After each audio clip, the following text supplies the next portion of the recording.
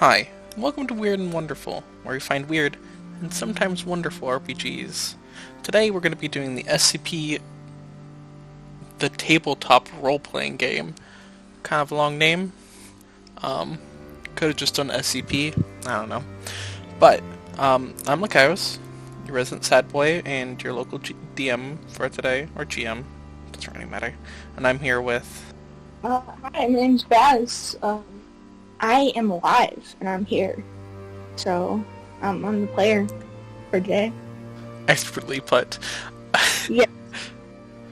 So basically, our plan is with Weird and Wonderful, since this is the first episode, be good to explain it, is we'll be doing one-shots of many, many different RPG systems. We will play them, and then at the end of the one-shot, we will then discuss both views of DMing and playing an RPG system, whatever the system is, and what we like about it, what we think it would be good for, and kind of what also some things to kind of be aware of, and maybe some suggestions on how we would run it in the future, or some things that probably let it down a little bit. Our complete and honest review. Complete and honest. Surprisingly, we're not bought by any big RPG game system company. We're not bought by Wizards of the Coast. Oh no, I'm a sleeper agent for Wizards of the Coast. I knew it. You knew it. Yeah. I was given the code to awaken. Yeah, what was the code? Spelljammer. Spelljammer. Yeah, okay. And would you mind telling us about your character, Reagan Serrano? Yes. Where to begin with Reagan? She's a big gal who is studied zoology, and she just happens to be a cryptid hunter. She goes out into the middle of fucking nowhere to chase monsters, and that's landed her a few places. Yeah, I mean, definitely have, considering that you are an operative for the MTF unit of Jack of All Trades, directed by Miss Quinn, as you know and love.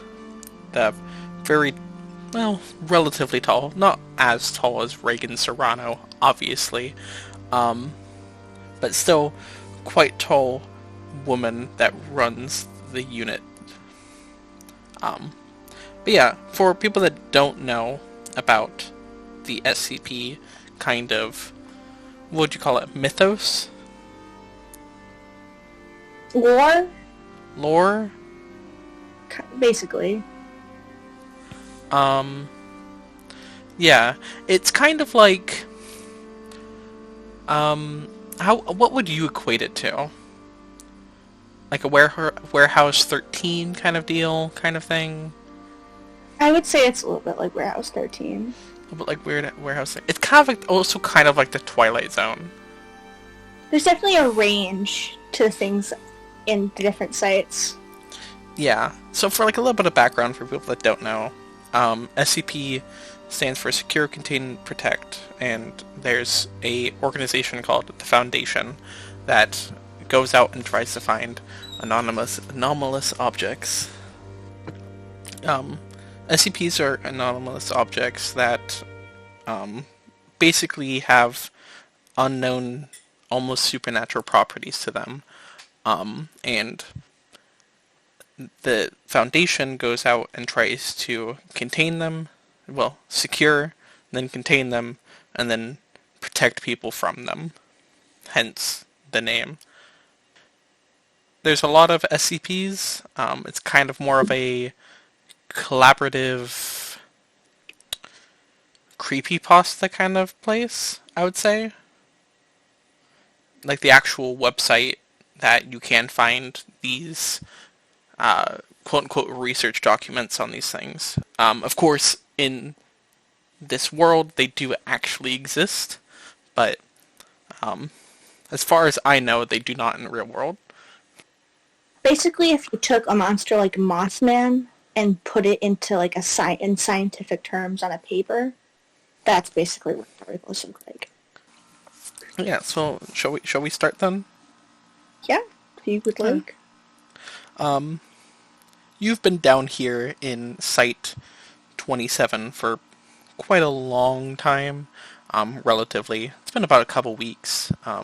Usually stay on the site for months and then usually take a break for a couple months.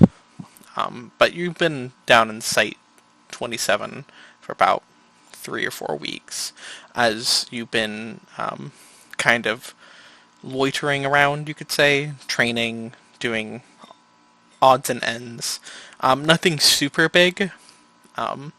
After your unfortunate demise of your colleagues, they've been they promoted you to special operative and kind of been keeping you in the backlog. No use to use you for mundane tasks. But today's different because today they do have an SCP for you to go and contain. You don't know what it is, but you'll be heading out today to the site and see if you can find a way to either secure it or contain it, and then, of course, figure out ways to protect ourselves from this SCP. You are in your room with the kind of cold hardwood floor and the nicely painted kind of plaster that lines the walls, with what seems to be the sky above you, but as you probably know, you're about 1,000 feet underground, so you know it's just a TV screen that just pretends there's sky above you, trying to, give the illusion of being more open than it is. Make sure you don't go crazy. So yeah. Yeah, she will get up and go make, like, breakfast for herself. Get ready for that. Yeah, as you kind of get up and walk into the now very, very quiet and also very empty kind of lounge area, community lounge. Usually there'd be one, if not two people in here, kind of talking or kind of doing something, but now it's just you. As you kind of like walk along, you kind of make yourself some breakfast, and you got about 10 minutes before you have to go meet with your director, Mrs. Quinn, in her office.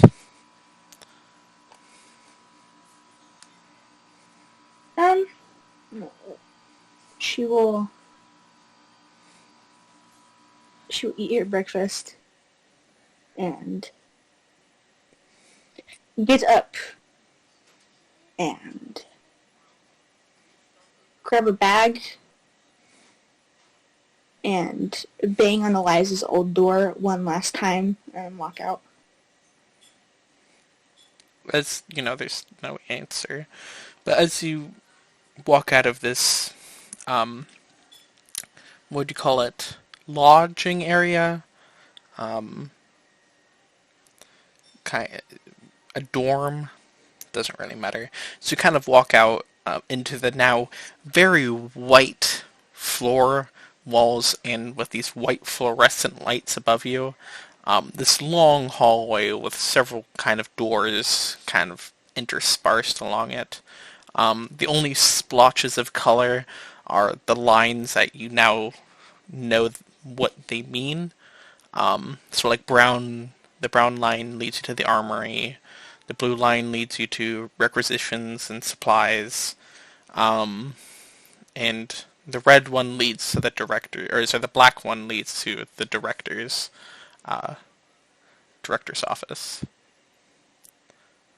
And it's very quiet, except for, of course, the gentle hum of the fluorescent bulbs above you. Right. Yeah. She will follow the corresponding line towards Miss Quinn. Yeah, you kind of make your way down this hallway. Your kind of shoes squeaking and kind of gentle kind of tapping against the floor that kind of echoes down this hallway. And then you reach Mrs. Quinn's office door with the Jack of all trades symbol painted up, decaled on it. It's adhered. Yeah. Yeah, she'll just knock on the door. Yeah, you hear a voice from the inside. You just hear, "Come in." Or, I guess it would be. You hear a voice on the inside, and Miss Quinn, says, "Come in." Reagan just kind of opens the door and gives her a very, just gives her a nod. Mrs. Quinn, kind of a tall lady, starting to gray a little bit with some round glasses, kind of not exactly hunched over, but obviously intent on filling in what seems to be large amounts of paper, documenting something, signing something off. You don't really know.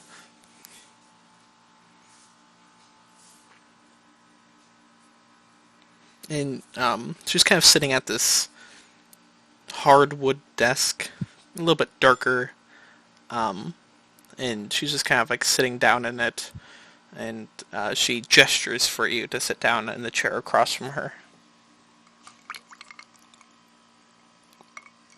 And she'll just sort of a little bit more hunched over now, just kind of sit in the chair. Right, so this will be your first mission out by yourself, right? Pretty sure. Pretty sure. Do you need to go get evaluated in the psych ward again? She just gives her a look. No. Right, of course. Just kind of like, well, as you probably know, as many times before, your mission is to figure out what this is and maybe contain it. But you're going to be alone this time. Are you sure you're up to the task?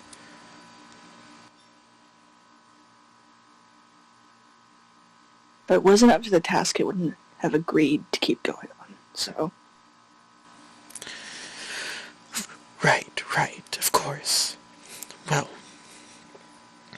you'll get a document up there with the people that will take you to the location.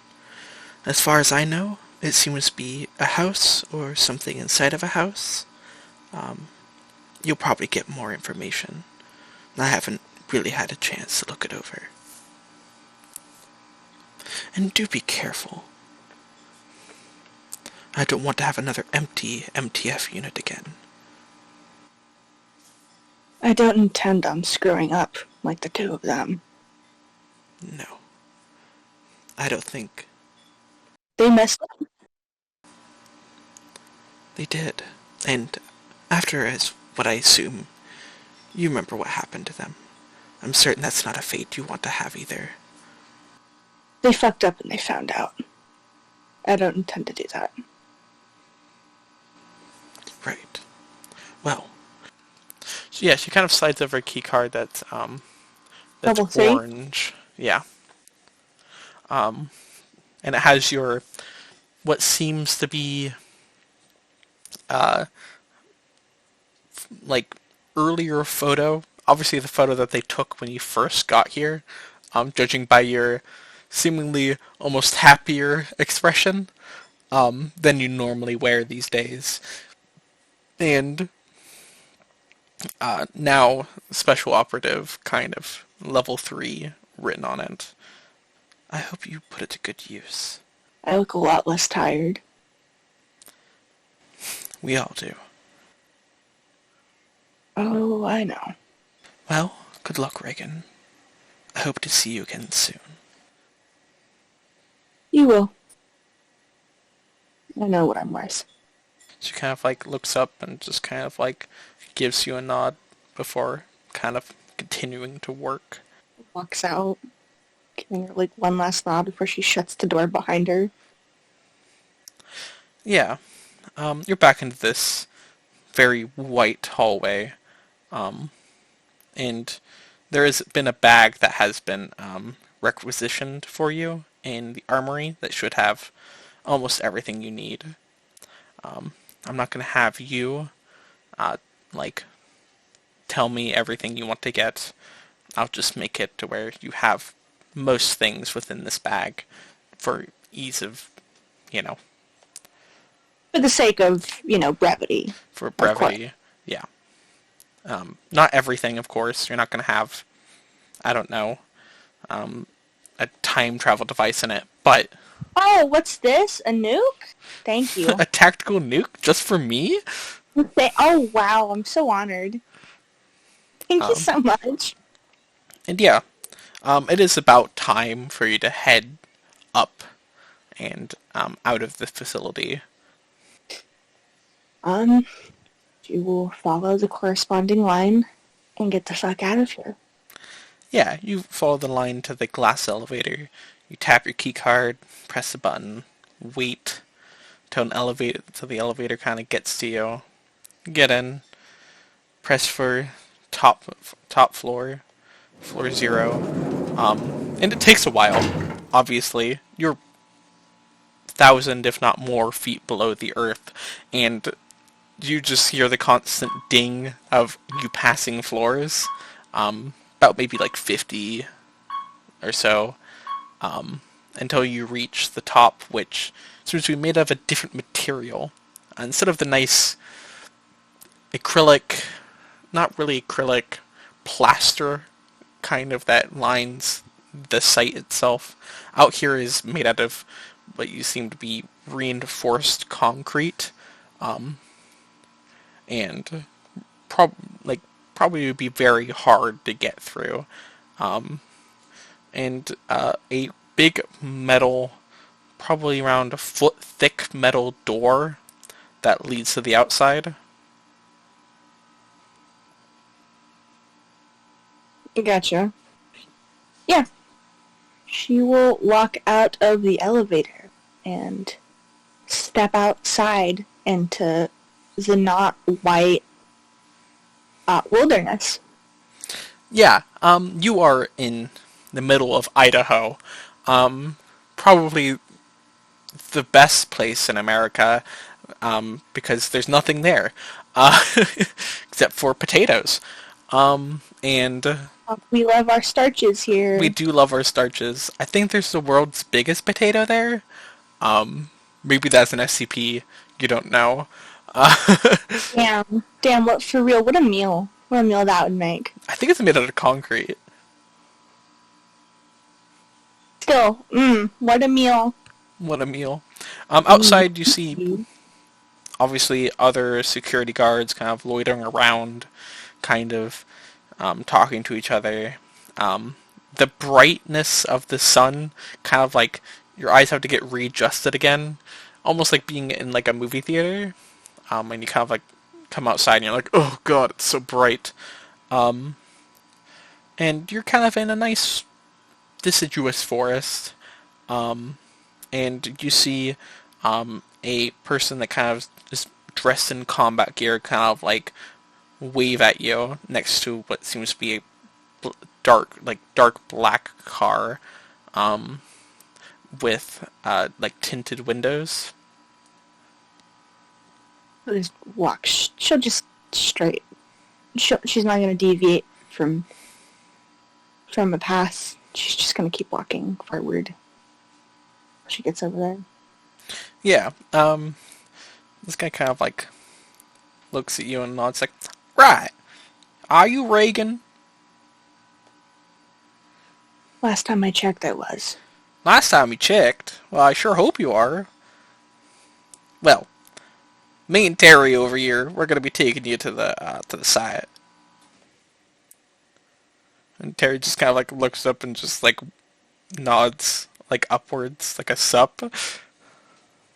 She just gives him a set back. And this other guy kind of like pulls out like a folder. It's like, and here's your what you call it, documents. I think that's what they are. About dossier doesn't matter. Well, here's that. If you have any questions, you can ask us too. And we'll be getting off. Kind of like opens up the back door for you. Nods at him. Thank you. Just walks in. Yeah, you kind of like sit down on this dark faux leather seat. And Terry, and you didn't catch this other guy's name. The guy that you don't know the name of sits down in the driver's seat, and Terry sits down in the passenger seat as they kind of like start up the van. And I guess not really a van, like maybe an SUV. Doesn't really matter. And kind of start taking off down the road. She'll just rub her eyes before just letting out a deep sigh and opening the dossier. Yeah. So there has been some preliminary studies on this SCP. It is what seems to be a 200 by 500 foot mansion in the middle of Idaho that seems to be almost like pristine in condition, to the point of where all of the plants outside seem to be constantly maintained by a gardener.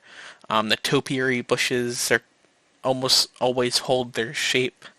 On the inside, from what they've heard from Class D, which are expendable people that have made their way inside, very, very clean. And most of the time, Class D go in there, they kind of explore for a bit, but communication kind of cuts out, and that's about it. They assume whatever in there is hostile and dangerous. Have I gotten a read on what class this thing is? As far as they can tell, probably either safe or Euclid. Safe, not meaning it's safe, but meaning that it's contained. Like, they have not seen anybody get hurt outside of the building. They've been surveilling it for like a couple months, and even you can walk around outside the building without anything happening to you for days. So they assume that the surrounding area is completely safe. Which means that they just could put a fence around it and just be like, no, you can't get into the house.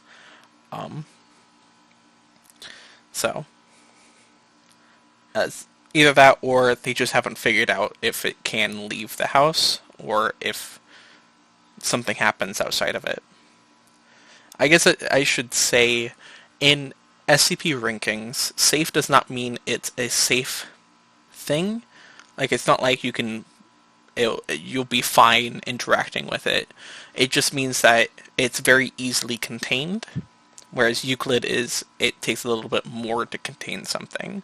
So, a button that destroys the world, but you could put in like a paper box and like just put it away, would be a safe SCP, for the sheer fact that you can just put it in a box and nothing will happen.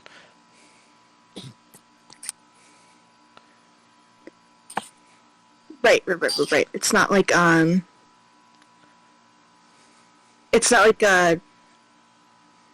what are they again? I don't know. It's not like an SCP-1762 situation, which, if anyone out there is listening, if you would like to have your heart shattered, reformed, and then shattered again, and then stamped into the ground, Go listen to that. It's wonderful. It's so great. Um, so they assume it's either safe or Euclid. And Euclid means that it's dangerous and it is harder to contain. Not impossible, but it's hard.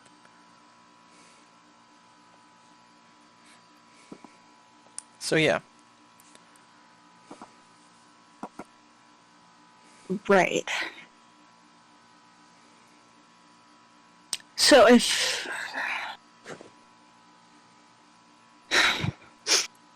even if nothing comes from this, if it's determined that this thing is just self-contained, it could just be contained there. Yes. Okay. Gotcha. But they still need to know more information about this. Obviously. Obviously, or else I wouldn't be told to go in there. Yeah, pretty much. Basically. Pretty much. Yeah. And you kind of are you gonna talk to the drivers and the co-driver?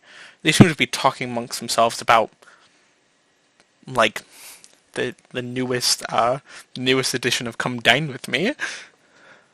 Oh God. This is Idaho. Yeah, well, they maybe they really like British television. That, we live on the Pacific, the West Coast, and we really like Come Dine With Me. So I don't even have anything to say. Yeah. She'll just so it's all just open in the backyard. Yes, it's just like a regular SUV. Right. So have you guys heard anything?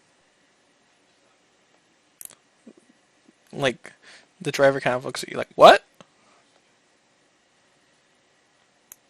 What do you mean by I heard something? Holds up the file, whatever this damn thing is. Of course of course we skimmed through it, but not really. Well, that's not really your expertise. As far as I know, the researcher that's kind of assigned to it, he's getting really frustrated because you can't have video equipment in there, but the audio seems to work fine.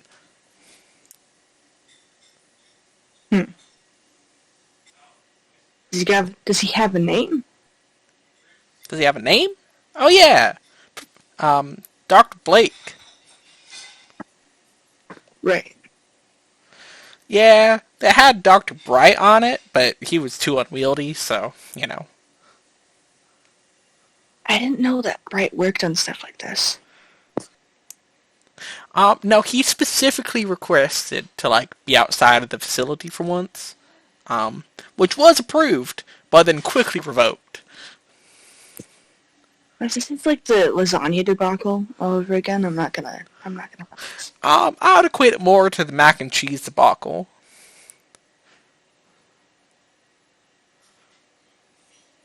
Did I miss something about that? Yeah, remember, maybe you weren't here for it, but we got a secure and urgent request from supposedly the O5 Council. It it kind of blasted over everything, and Dr. Bright said he was making mac and cheese and no one could stop him. And let's just say he kind of got in big trouble for that. Right, so that dude could literally just do anything he fucking wanted and get away with it. Pretty much. I think the O5 Council just kind of keeps him around because he is one of the smartest people alive, so too good of an asset to let go. I don't know. He's fun. Yeah. Although he did make that one SCP. The amulet that duplicates his consciousness or whatever. As long as no one puts it on. Yeah, I know. But he got in trouble for that again. Luckily it was only Class D, so no one really cared. But then it became a debacle of, well, which one Like, there's multiple Dr. Bright, and they're all the same. Which one is like the true one? No, of course there's the true one, because they didn't change their appearance. It was just like the consciousness inside. Right. I don't know. It was just a huge thing. Don't worry about it. It's more entertaining than anything, to be honest with you. Oh, like, it's very entertaining. Day to day, nothing happens down there. So anything, just even if it's like arbitrary, like someone fucking tripping someone else in the hall, there's gonna be some shit talk about it. Yeah. Foundation personnel are very into gossip. I have noticed that. There's literally nothing else down there to talk about because everything is super confidential, so there has to be something. Yeah, it's more like you don't know like the level of anybody else you're talking to, so you have to like kind of stifle, what you say. Yeah. But if you do, then it's fucking open season. Oh, yeah, definitely. You wouldn't believe what the security guards kind of talk about. I'll have to get back to you about that. I want to know more about that when I get back. Right. Well, we're almost here, actually. It's not that far from the site. Only about 3 hours. We're next to the, Idaho and Canadian border. So, here's your passport in case you, somehow find your way out on the Canadian side. Thank you. Yeah, of course. We were asked to give you that. We don't know if it has any, like, dimensional stuff. We don't know. So. Can I inspect it? Is it, like, weird or interdimensional or some shit like that? What do you mean? Like the passport? The passport? No. He's saying, like, if the house is interdimensional or, like, kind of spatial warping. Oh, okay. I was confused. They're putting shit in our passports now? Holy fuck. Anyways, so, since we're so close, figured just give it to you. Your cover is that you were a tourist that kind of got lost on the other side. So. Right. Whatever. I mean, you can blame motion on tourists. I mean, just, Yeah. And on the inside is Foundation phone number that will, They'll get the picture. Yeah, definitely they'll get the picture. And you kind of like turns up this dirt road. You're kind of already on a boonies road. There's like nothing around. And you've now turned onto this dirt road in kind of a more conifer kind of forest. And obviously this dirt road is picking up a lot of dust as this car's kind of traveling along it. And eventually kind of pulls up and kind of like turns to the side to where you can kind of see this big, almost Victorian style mansion. And it does seem very well maintained on the outside. And yeah.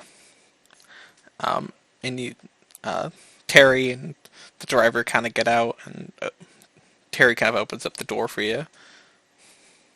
Right, thanks. Just nods. Right. And then, this is tuned into Dr. Blake's kind of frequency. I know he's dying to talk to you. Right, he is. Okay. He's a chatterbox, that one. When you're out doing research about something that you can't see, I think you're dying to talk to anyone.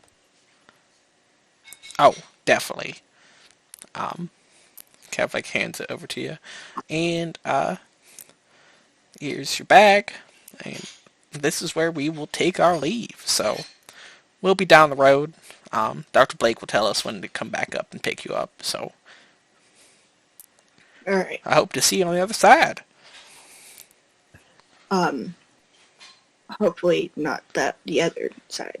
You know. Oh, yeah, no. Yeah. I wasn't wishing for you to die. No. Oh God, no! I know that. You're good, man. Don't worry about it. Okay. Well, anyways, so yeah. You should probably talk to him as soon as you can. He probably has more information than us, so... Plus, he probably just wants to talk to someone. Oh, definitely. I mean, he has a couple other researchers there with him, but... Yeah, but they're on wit's end, I'll tell you that much. Have you ever seen, What We Do in the Shadows? Yeah, I love that show. And also the movie. Oh yeah, both are really good. It's like Colin Robinson, energy vampire. Just bores you to death.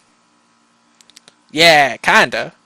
I mean, he's not that, like, disinteresting to talk to. It's just more that he talks so much. It's too much. It's too much. And you can only have... There's only so many things you can talk about. Exactly. There's only so many things you can talk about. And, I mean, he definitely finds topics, though. Oh, he definitely does. Well, I don't want to take up too much of your time. I'll figure out said topics. You guys go take care, okay? Right. You too. Kind of, like, pulls Terry into, like, the car. It's kind of, like, starts it up before driving off. Kind of kicking up dust and leaving you in a cloud of it. Before kind of settling down. And now you're just kind of out here. You hear some birds chirping and some kind of wildlife. It just seems to be a normal forest with a Victorian mansion in the middle of it. She'll just sigh and hesitantly bring the thing up and talk to Dr. Blake. Kind of like click it on. And immediately when Dr. Bright like hears like the click of somebody like entering like the voice chat for like the walkie-talkies, entering the Discord call, you just like you immediately hear like, oh my gosh, yay! You're finally here. I knew that what's her name? Oh gosh. Miss Who's the one that Quinn? sent you? That's right, Miss Quinn. I knew she'd send somebody. Right. So, you're here, right? Yeah, I'm here. Definitely in this location. Right. Wonderful. Now we can kind of get underway. Well, there's two entrances, I'll tell you that much. One in the front, one in the back. So yeah. Window count? Your window count? You guys got that? Windows? Yeah, about like 56. Right. Yeah. I mean, of course, you know. So. Well, now I do. Well, I guess so. Didn't you read the report? Did I put that in the report? Did you guys put it in the report? You hear some, like, kind of, like, exasperated, like, voices. Like, indistinct voices. No, apparently they didn't. Worthless researchers. Okay. Yeah, of course. And let's see here. What else do we have? Seems to be maybe attracted to noise or whatever. We don't know. It's a guesstimate. Do we have anything that can generate noise? That's not like me? Oh yeah. In your bag, I should have requisitioned some noisemakers. Got it. Both timer and also thrown ones. So in case you need to like throw it and get quickly out. It seems to have saved a couple Class D. Do we have a For count on? a little bit. Do we have a count on those? Count? You have about 10 thrown and 10 placeable. Oh, and apparently just don't be next to the grandfather clocks when it, like, keep an eye on the time. Is there a specific time that like, the grandfather clocks go off? Yeah, every hour. Okay. So just don't be next to the grandfather clocks. Yeah, pretty much. Or if you are, just make sure it's not around that time. Alright, so I've watched it, right? You have watch. Yeah, of course you have. Don't you have a watch on your watch? On a wrist? Whatever. I don't know. You special operatives have so many newfangled technology anymore. Back in my day, we had to use an abacus. How old are you? Let's not get into that. Actually, we could get into that. Would you like to listen? It's a long story. No. No. Right. And a watch on my watch? That doesn't really make sense. I'm really sorry, but I just need to say that. That's a fucking SCP. That's an SCP right there. Maybe. Watch. I don't know. I'm not focused on that right now. I'm focused on this one. Okay. When you're in there, I won't call you. You'll call me. And you should have a little earpiece that you can plug in to make sure that it's not coming through the speaker on the walkie-talkie. Gotcha. So I know that video equipment just doesn't work in there. Nope. But does thermal equipment work? No. You guys got anything with that? Nothing that can send or receive video or anything that's like imaging software. Goddamn bugger of a problem right there. I'm turning into the driver for some reason. Motion no, but whatever. It's just a bugger of a problem. Right. Motion detectors? Yeah, they seem to work. Right. I don't know, though.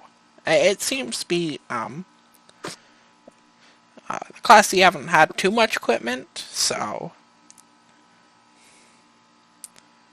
Foundation doesn't like giving Class D equipment, as you could probably tell. They're the expendable ones, so I don't think that you want to give those to them. So, did any of them report seeing anything?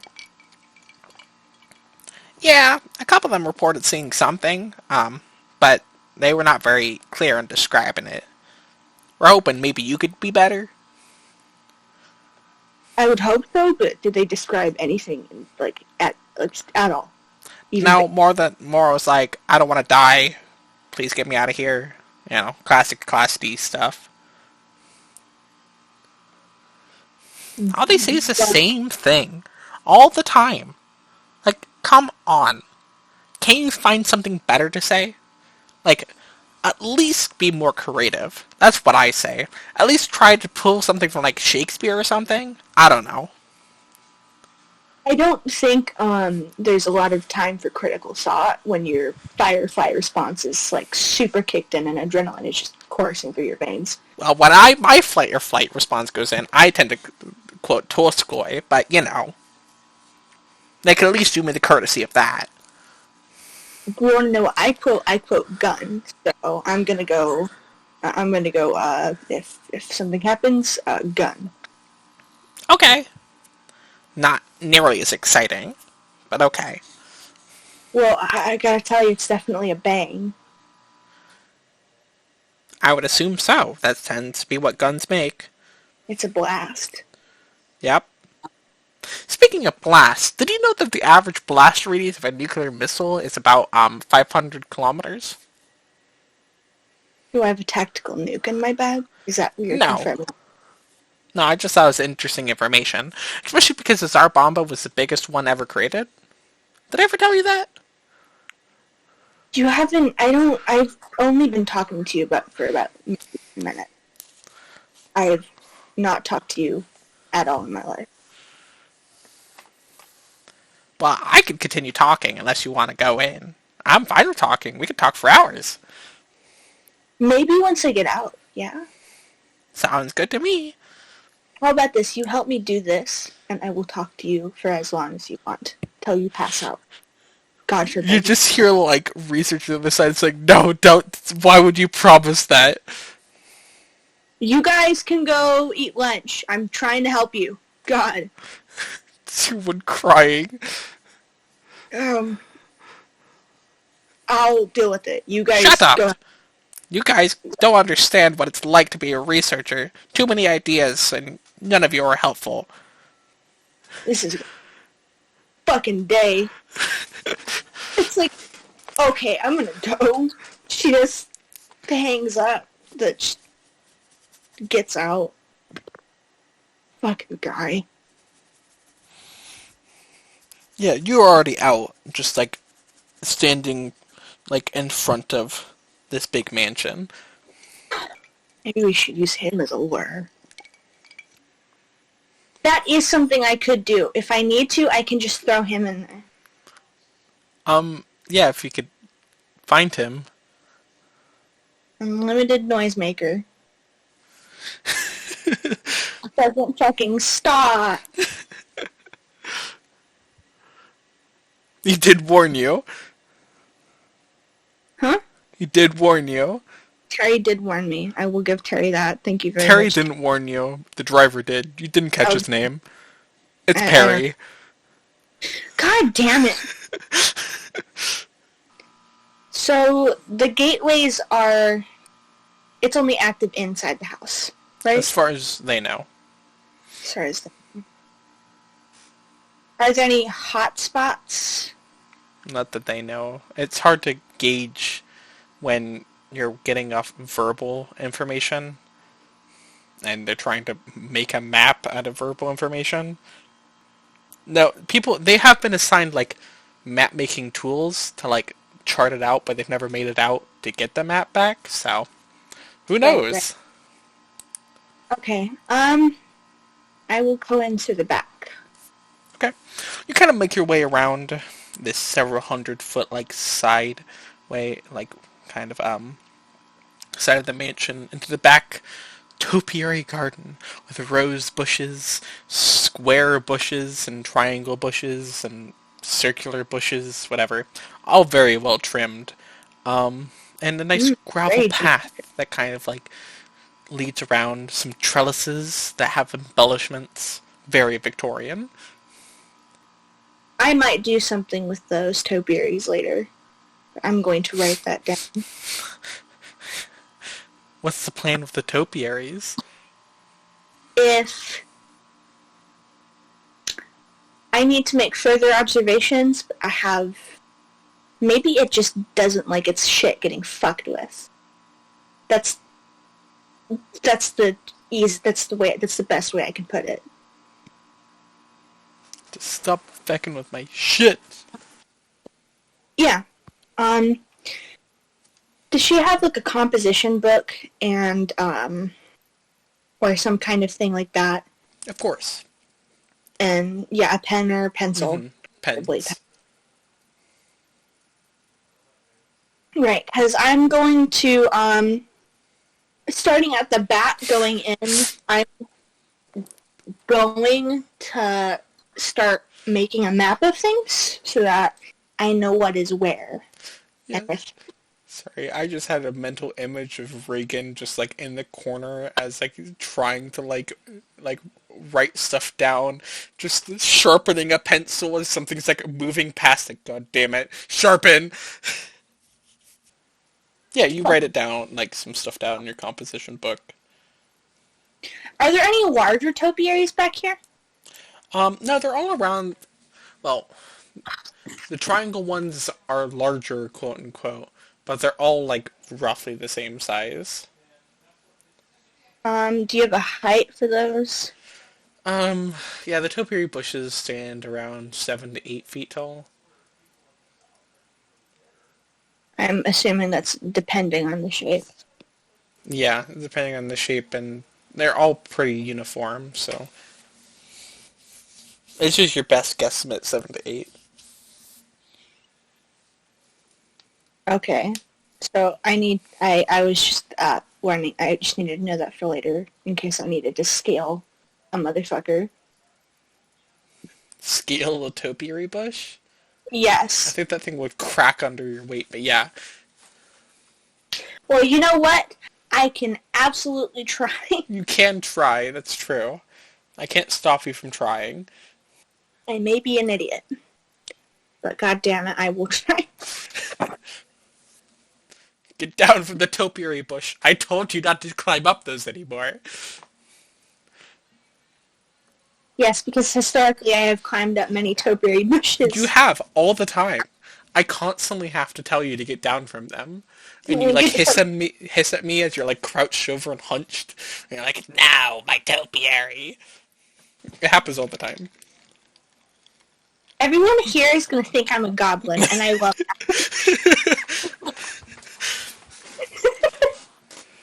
Just hoarding topiary bushes like a kobold or dragon. I know you. You love bonsai. Oh, I love bonsai so much. I know you and your hundreds of bonsai that you have out in your greenhouse in Norway. Yeah. Norway, right? So Norway in the middle of the Central Valley. There's nothing of note out here, is there? Not really. Right. Although a few very smooth stones do take your attention. I'll go look at those stones. Yeah, they're just like interspersed within the gravel. They're just smoother than the other gravel. Are you trying to prove a point here? No, Fuck it's me. just detail. That's detail. You asked for something interesting. There's an interesting thing. I wrote smooth stones in the gravel on my thing. I'm making notes right now. This is a detail I will use for later. Statistically, SCPs do hate smooth stones. I will pick up a few of these stones, actually. Okay. So yes, I will actually be using the smooth stones in the gravel. Thank you very much. You're welcome. Roughly how many of these can I take without it being a problem? Because I know that if you put stones in a bag, it will make fucking noise. Yeah, you can take some, and if you put it in your bag is pretty well, like, it won't make any noise. Okay. Also, I just saw my weather icon turn from moon to fire symbol, and I don't know if I like that. Well, yeah, that means that some fucked up shit's about to happen. I knew you were coming to my house with a torch. Not How like old are you?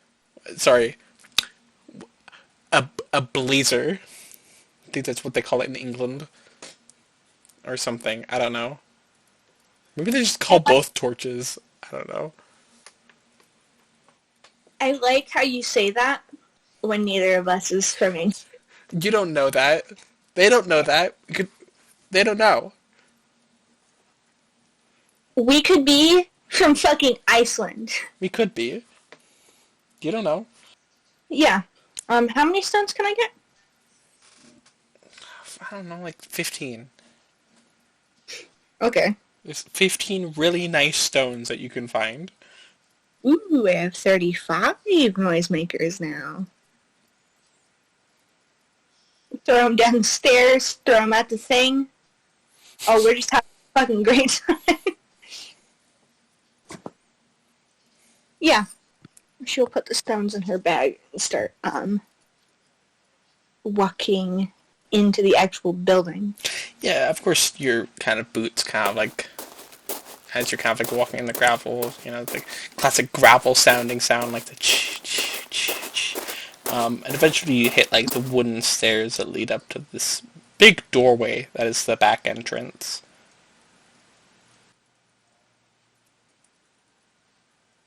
Yeah, she'll just slowly push open the door. Next time, on Weird and Wonderful, we get to go into the mansion, peek around a little bit, and see if Reagan can survive the encounter of the SCP. But we hope to see you then.